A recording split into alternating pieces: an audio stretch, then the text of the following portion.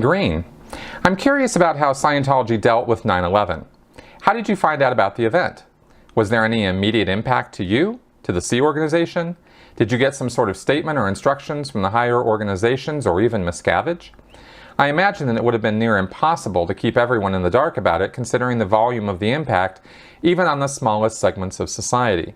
No amount of fingers in your ears or blindfolds to media would have been very effective, I imagine. Okay, good question. And no, there was no attempt to try to shield Scientologists or Sea Org members from 9/11.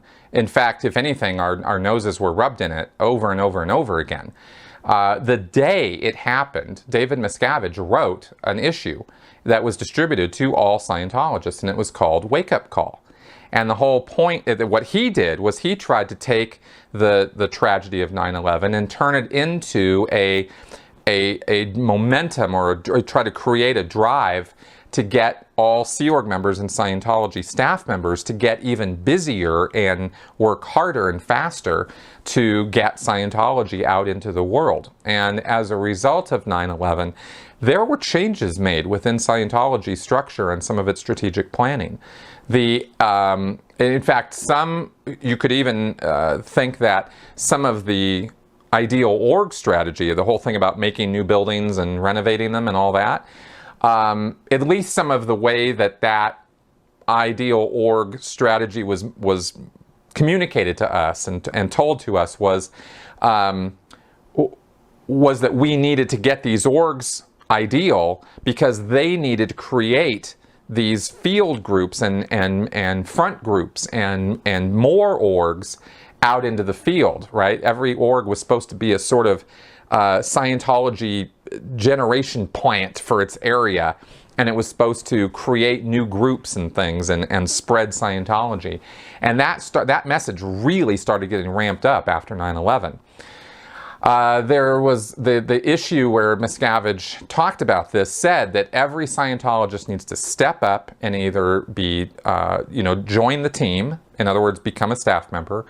And if you can't do that, then you need to, get on service more, get full-time on service, do your training, do your auditing, and get going now, let's go.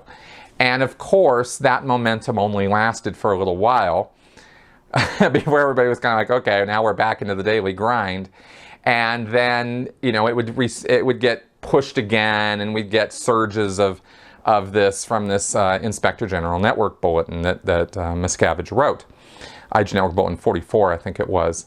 So that was the response to it. I personally learned about 9/11 that morning.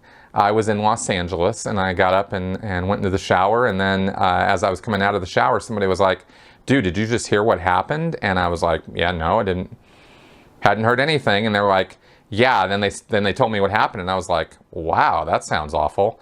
And then as I went downstairs, and then we, heard the news, and there were TV monitors rolled out, and we actually watched the news. That was one of the only times in all the years that I was in the Sea Org where the news was set up for us to watch, to see what was going on, because it was such a big deal. So it was kind of the opposite of trying to hide it. They were trying to push our faces in it because it was a wake-up call for us. When you're working to save mankind, when that's the stated purpose of your day-to-day activity, and something like that happens, of course that would be used by the leadership, or certainly should be, to gen up donations and responsibility and duty, and let's go and let's make Scientology happen, because we got to clear this planet before it destroys itself. So that was the whole attitude about 9/11.